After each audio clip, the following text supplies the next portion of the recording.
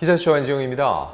세간을 뜨겁게 달궜던 가수 김호중 씨의 뺑소니 사고, 이와 관련된 1심 검찰의 구형이 나왔습니다. 구형량은 3년 6개월인데 초범이고 지금 피해자와 합의를 이뤘다는 것을 고려할 때는 꽤 적지 않은 구형량이라 할 수 있습니다. 9월 30일 열린 결심 공판에서 검찰의 주장은 이거였습니다. 주치 상태에서 중앙선을 침범한 과실로 사고를 낸 데 이어 조직적 사법 방해 행위를 했다. 국민의 공분을 일으킨 점을 참작해 징역 3년 6개월을 선고해달라고 재판부에 요청을 했습니다. 자, 크게 보면은 세 가지입니다. 주치 상태에서 중앙선 침범, 이 사고 자체요.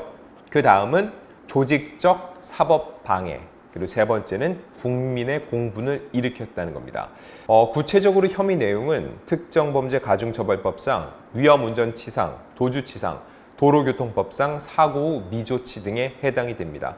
이미 말씀드렸다시피 음주는 이 측정량이 없기 때문에 포함되지 않았습니다. 자, 1심에서는 근데 이 상황에서 3년 6개월 정도가 구형됐기 때문에 집행유예는 어렵다라는 얘기가 나오기도 합니다.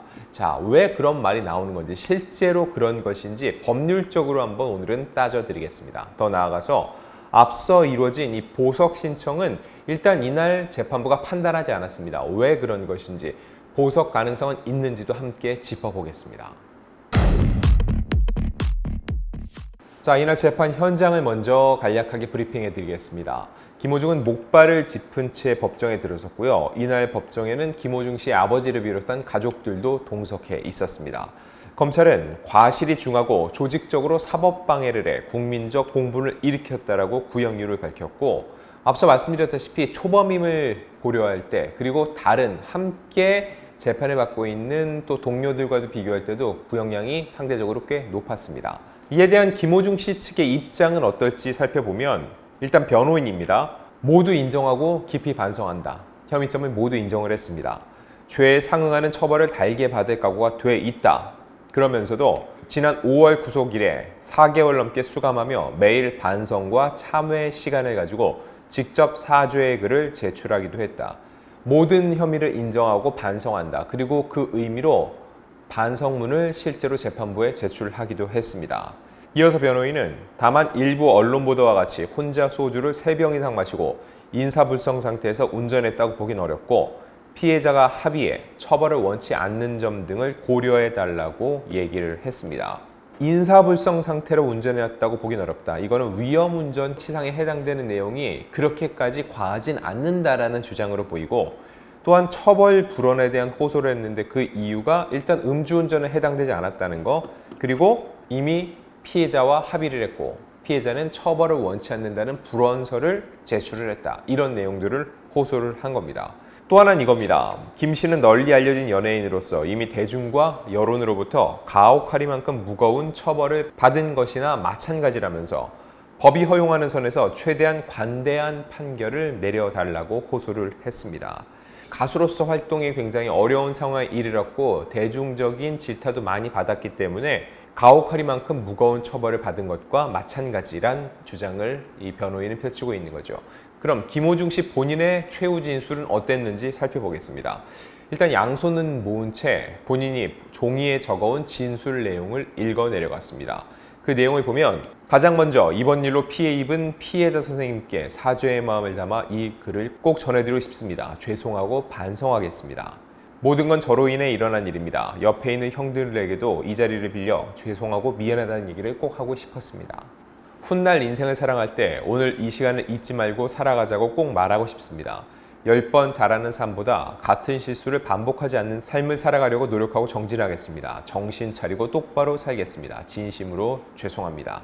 자, 이 최후 진술에 대해서 많은 언론이 정신 차리고 똑바로 살겠다, 이 부분을 제목으로 뽑은 많은 기사를 쏟아내기도 했었죠. 자, 그럼 김호중 씨와 함께 재판을 받는 다른 이들에 대해서는 어떠한 구형량이 내려졌을까요?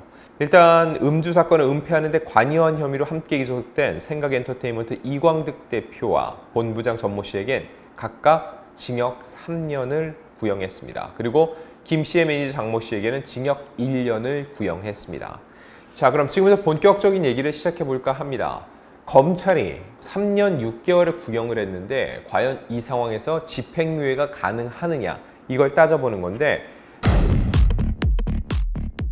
자, 집행유예의 요건이라는 형법이 있습니다. 제62조입니다. 그 첫 번째 내용을 보면은 3년 이하의 징역이나 금고 또는 500만 원 이하의 벌금의 형을 선고할 경우 제51조의 사항을 참작하여 그 정상에 참작할 만한 사유가 있는 때에는 1년 이상 5년 이하의 기간형의 집행을 유예할 수 있다. 다만 금고 이상의 형을 선고한 판결이 확정된 때부터 그 집행을 종료하거나 면제된 후 3년까지의 기간에 범한 죄에 대하여 형을 선고하는 경우에는 그러하지 아니하다. 형을 병과할 경우에는 그 형의 일부에 대하여 집행을 유예할 수 있다. 이런 얘기가 담겨 있습니다.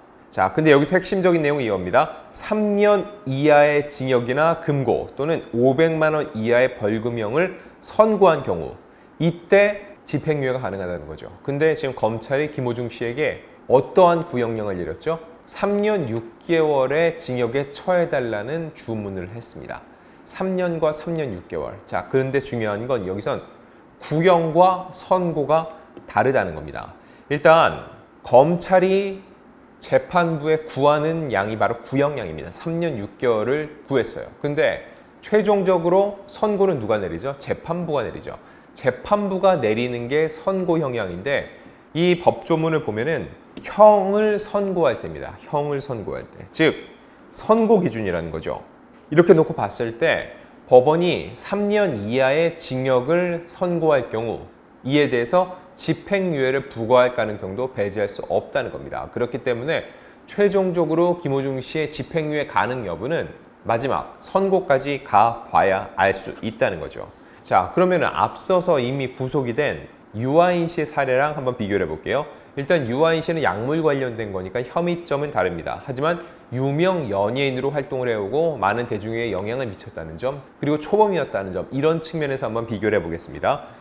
일단 유아인 씨에 대해서 검찰은 4년을 구형을 했습니다. 근데 결과적으로 재판부는 징역 1년의 실형을 선고를 하고 법정 구속을 했고 현재는 항소심이 진행 중이죠. 4년을 구형했는데 최종적으로 재판부는 1년의 실형을 선고했습니다. 근데 보세요. 선고기 때문에 1년을 선고에 대해서 집행유예 몇 년을 선고해서 유예한다 할 수 있는데 그렇게 하지 않았죠. 그냥 실형으로 마무리를 지었습니다. 이렇게 놓고 봤을 때 같은 혐의는 아니지만 징역 3년 6개월이 구형된 김호중 씨에 대해서도 현재까지는 실형이 선고될 가능성, 집행유예로 가지 않을 가능성이 꽤 많다고 법조인들은 내다보고 있습니다. 다만 이렇게 3년 6개월 구형에 3년 이하의 징역이 내려지면 하지만 그 자체로 선고 형량만 봤을 때는 집행유예 가능성도 배제할 수는 없다는 거죠. 자, 그럼 이 선고량이 얼마나 중요한지 다른 사례를 통해서 미루어 짐작해 보겠습니다. 지난 2020년 11월 판례입니다. 그 당시 대법원은 3년 이상의 징역형이 선고된 형사 판결은 징역형에 대한 집행을 유예할 수 없다라고 판단을 했습니다.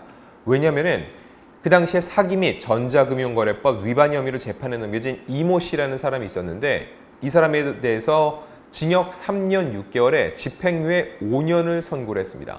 징역이 3년 6개월인데 그럼에도 불구하고 집행유예 5년을 선고를 했다는 거죠. 자, 이거에 대해서 대법원은 형사소송법에 따라 3년 이하의 징역이나 금고 또는 벌금 500만 원 이하의 벌금형을 선고할 경우 그 기간형의 집행을 유예할 수 있다. 그런데 1심 재판부는 3년 6개월의 징역형을 선고했으므로 징역형의 집행을 유예할 수 없다라고 법령을 위반했다고 본 거죠. 이렇게 두고 봤을 때 기준은 3년입니다. 일단 재판부가 3년 이상의 형을 선고하면 그때부터는 집행유예가 불가합니다. 근데 그 아래로는 집행유예가 가능해요. 하지만 최종적으로 검찰이 3년 6개월을 구형을 했는데 그 안에서 재판부가 어느 정도의 형량을 실질적으로 책정을 할지는 결국은 선고 날까지 가봐야 알 수 있다는 거죠.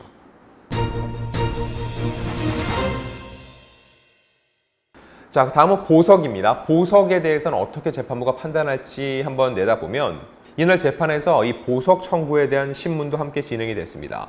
검찰은 이 신청에 대해서 특별한 사정 변경이 없고 처벌을 피하려 본건 범죄를 저지른 만큼 도주 우려가 높아 기각시켜달라고 얘기를 했습니다. 검찰의 주문의 핵심은 도주 우려입니다. 구속 요건은 크게 두 가지 말씀드렸죠. 도주의 우려, 증거인멸의 우려. 근데 이미 김호중 씨는 모든 혐의점을 인정을 했습니다. 그 혐의점을 증명하기 위해서 검찰은 그동안 증거를 모았죠. 근데 그걸 모두 인정을 했으니까 이제 인멸할 증거는 없습니다. 그래서 검찰이 강조하는 것은 뭐? 바로 도주 우려가 높다는 거죠.